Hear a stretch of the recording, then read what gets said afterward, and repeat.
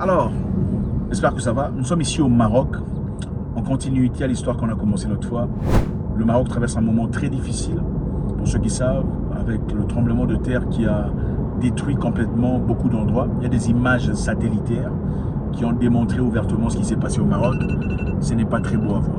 Okay? Le Maroc, encore une fois, désolé que le Créateur vous accorde la force, le courage de continuer. Je sais que beaucoup de personnes ont perdu des gens très chers, des membres de famille, des cousins, des amis. Beaucoup de personnes ont perdu leurs ressources. J'imagine beaucoup de personnes ont investi dans l'immobilier, n'est-ce pas? C'est ce qu'on fait généralement quand on a de l'argent. On investit dans l'immobilier, dans l'espoir que demain soit un moment beaucoup plus agréable, n'est-ce pas? Maintenant, imaginez avoir investi toute sa vie dans l'immobilier et avoir complètement détruit, enfin vécu cette situation où on a tout ce qu'on avait détruit. C'est bien triste.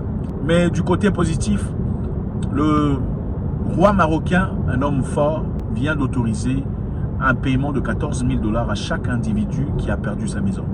C'est-à-dire, pour chaque maison complètement détruite, on paiera 14 000 $.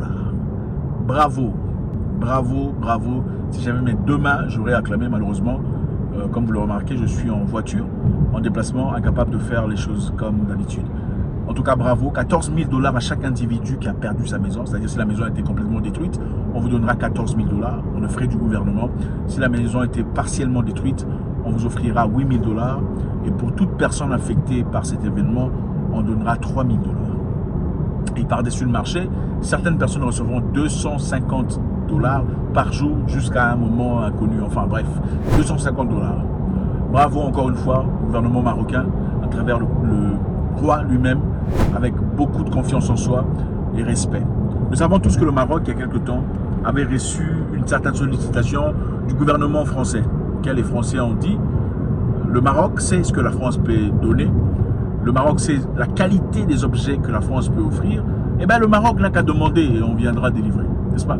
Le Maroc sait ce que la France peut offrir, le Maroc connaît la qualité des éléments que la France peut offrir, et le Maroc n'a qu'à venir demander. Et on a trouvé ça quand même assez poussant, assez dérangeant, okay, pour une personne qui prétendument veut t'aider. Je ne pense pas qu'on dirait, tu sais ce que je peux offrir, tu connais la qualité des choses que je peux offrir, et bien tu n'as qu'à demander. À la seconde où cette aide sera demandée, elle sera déployée et nous nous tenons prêts. Maintenant, c'est évidemment aux autorités marocaines d'en décider. Parce que généralement, quand tu as vraiment envie de donner à quelqu'un ou d'aider un ami, hein, parlons d'un ami simple qui traverse un moment difficile, vous avez besoin d'aider, apporter de l'aide à votre ami qui n'arrive peut-être pas à payer son loyer. Qu'est-ce que vous faites? Vous dites, tu n'as qu'à demander, tu sais que j'ai de quoi, tu connais la qualité des choses que j'ai à offrir. Ça ne se fait pas, n'est-ce pas? Tu viens vers ton ami avec beaucoup de sympathie, tu montres combien tu compatis avec ce qui se passe dans sa vie et tu offres. Mon cher ami, voilà l'argent que j'ai. Quand tu en auras, tu pourras me repayer, n'est-ce pas? Même s'il dit non, non, tu insistes, disons non, ami, tu es mon ami, vas-y, prends. Quand tu pourras, tu me rembourseras, n'est-ce pas? Eh bien, ce n'est pas ce que la France a fait. La France a plutôt dit, le Maroc est capable de reconnaître ce que nous pouvons offrir. Le Maroc connaît la qualité de ce que nous offrons. Eh bien, le Maroc n'a qu'à demander. Donc, le Maroc, pour ceux qui savent, a accepté de l'aide venant de quelques pays. La Grande-Bretagne, le Qatar, les Émirats arabes unis et l'Espagne. Madrid a envoyé ce dimanche une cinquantaine de secouristes pour trouver des survivants.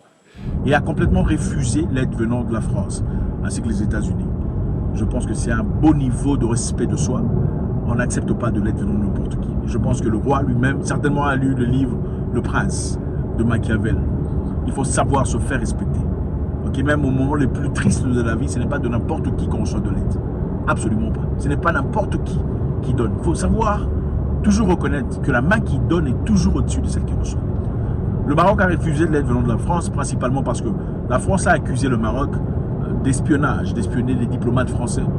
À l'occurrence, Emmanuel Macron aurait été espionné par les Maroc à travers un logiciel d'espionnage Pegasus.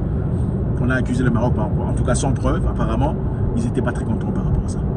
Secondo, le gouvernement français aurait demandé au Maroc de récupérer ces individus, c'est-à-dire des Marocains qui vivaient en France illégalement. Le Maroc ne l'a pas fait, ça a créé des problèmes. La France a annulé les visas des Marocains, c'est-à-dire à 50% des Marocains ne recevaient plus de visas pour la France. Et évidemment, comme chaque pays qui se respecte, les Marocains n'ont pas aimé, ils ont rétalié. Okay? Donc clairement, on ne veut pas de votre aide. On ne veut pas de la manne. Écoute, on ne veut pas que vous ayez pitié de nous. On n'a pas besoin d'aide pour la pitié. Nous ne sommes pas l'Afrique que vous connaissez. Le roi lui-même dit 14 000 $ à chaque individu qui a perdu sa maison. 8 000 $ pour ceux qui ont perdu partiellement la maison a été affectée. 3 000 $ pour chaque personne qui a été touchée. Et c'est ça le niveau de respect qu'on veut voir. Incapable pour beaucoup de pays africains. J'espère que l'Afrique regarde et observe et en tire les leçons nécessaires. Ils auraient bien pu aller demander à l'AMF, ils auraient bien pu demander à l'FMI, ils auraient bien pu demander à la World Bank des prêts, ok, pour résoudre leurs problèmes. Ils n'ont pas fait.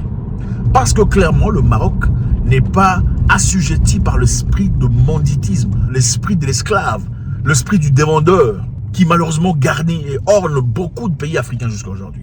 La mendicité. Malheureusement, cet argent n'est pas toujours utilisé pour les bonnes causes. L'argent qu'on demande dans ces entreprises, à la World Bank, à l'AMF, à l'FMI, c'est l'argent qu'on récupère pour commencer finalement à dépenser. Pour acheter des villas, pour donner à ses cousins, pour donner à ses frères, pour acheter des voitures. Commencer à vivre comme des stars de cinéma. Oui, et vous verrez des populations abruties en train de les acclamer. Oh, il a réussi, tu as vu, c'est leur tout. Complètement abruti, cerveau zéro. Je pense que les politiciens devraient recevoir autant d'argent qu'en reçoivent les enseignants et les infirmiers. Ah oui, parce que c'est un travail noble. Les enseignants font un travail noble. Ils ne font pas leur travail pour l'argent. Ils font leur travail pour l'amour qu'ils ont pour le travail. Les politiciens, autant, je pense, devraient recevoir le même salaire que les enseignants. Et je vous jure, si les politiciens africains recevaient les salaires des enseignants, il n'y en aurait plus. Les gens fuiraient la politique complètement. Les Africains politiciens sont là pour voler. C'est pour avoir l'argent qu'on donne, tout ça, les avantages qu'on reçoit. C'est ça. C'est pas par amour du pays. C'est ça la grande différence. Bravo encore une fois au Maroc pour ce sens d'honneur. La main qui donne est toujours au-dessus de celle qui reçoit. Et je pense, encore une fois, je le dis, ce n'est pas n'importe qui. Ce n'est pas auprès de n'importe qui qu'on demande de l'aide. Il y a de ces gens dans la vie à qui il ne faut même pas autoriser de payer votre plat à manger. Okay? Vous allez manger ensemble quelque part, il paye votre plat ou il sollicite de payer votre plat. Ensuite, il va dire au monde, ah lui, je le connais, je l'ai aidé dans la vie. Il a payé ton plat, un seul plat, mais il va dire au monde, il t'a aidé dans la vie. Moi, il m'est arrivé une fois dans le passé, comme par hasard, je partais visiter quelqu'un qui habitait dans la maison de quelqu'un, à qui on n'était pas amis et tout le bazar. Pendant que je quittais, on me dit, mais pourquoi tu pars? Maman a servi à manger. Assieds-toi, mange avec nous, s'il te plaît. Ne pars pas comme ça. On a servi à manger. On a tous mangé. C'était un petit plat là, tout ça, j'ai mangé à moitié. Quand je suis parti, finalement, j'ai entendu dire, ah lui, mais il venait chez moi manger. J'ai mangé une fois. Je suis parti visiter quelqu'un. Pendant que je sortais, on me dit, ne pars pas, maman a préparé, il faut partager avec nous. Après, il venait chez moi manger. Lui, il venait manger chez moi. Ce n'est pas auprès de n'importe qui qu'il faut manger. Ce n'est pas de n'importe qui qu'il faut recevoir. Et le roi du Maroc a clairement reconnu et a compris, cette aide, ce n'est pas gratuit. On a beaucoup de choses à apprendre par rapport à ça. En contraste du Maroc, l'Afrique subsaharienne. Au Zimbabwe, le président Edison Mnangagwa, que beaucoup de personnes ont commencé à acclamer pour ses positions contre l'Occident, vient de placer son fils comme ministre adjoint de finances. Il prend son fils de 35 ans, qui vient à peine d'avoir son diplôme d'université, ministre adjoint de finances. Je ne sais pas pourquoi c'est nécessaire de faire ce genre de choses. Jusqu'à quand l'Afrique continuera à faire les mêmes erreurs, les mêmes histoires et espérer des différents résultats? Moi, je ne comprends pas. Ministre de finances, son fils, pourquoi? Et son autre fils comme chef de je ne sais plus quoi. Là. Ça me dépasse. Pourquoi c'est toujours l'Afrique subsaharienne? Vous verrez même les pasteurs. Quand l'église grandit, c'est une grande église, on ne peut pas choisir quelqu'un d'autre. Le pasteur veut quitter, il va prendre son fils. Pourquoi? Donc dans toute l'église, là, il n'y a aucune personne compétente pour assumer les responsabilités, il faut prendre ton fils. La vision de l'église, c'est la vision de Dieu ou c'est pour la famille? Ou bien Dieu veut seulement ton enveloppe? Attendez, il faut arrêter. Les partis politiques, le président quitte, on laisse son fils. Pourquoi? Donc dans ces partis politiques, il n'y avait pas des gens compétents. Il n'y avait pas des gens assez intelligents, des gens assez expérimentés qui ont été là, qui ont lutté à côté du papa, qui était le leader. Il fallait simplement chercher son fils. C'est du n'importe quoi. Donc, au Zimbabwe, il n'y avait aucune personne compétente pour assumer ce rôle de ministre adjoint de finances. C'est son fils qu'il faut prendre. C'est triste. La même situation s'est passée au Gabon avec les Bongos qui sont restés au pouvoir pendant beaucoup d'années. La même situation ailleurs, en Guinée. C'est ça la mentalité de l'Afrique subsaharienne. C'est triste. On doit essayer de copier même les Marocains. Vous savez, les Marocains, on ne peut jamais taper sur un Marocain pendant que les Marocains regardent. C'est impossible. Menacer un Marocain, tu vas voir. Menacer un Marocain, tu vas voir. Ils vont vous finir la peau. Pourquoi? Parce qu'ils sont unis. Menacer maintenant un subsaharien. Mais là, les gens vont commencer à regarder. Qu'est-ce qui s'est passé? Ah, lui, il vient dans le pays déjà. C'est comme ça que vous êtes. Au lieu de venir défendre d'abord, vous levez comme un seul homme. On est incapable de le faire. L'Afrique subsaharienne doit apprendre. Observons le Maroc et apprécions. Nous acclamons le Maroc.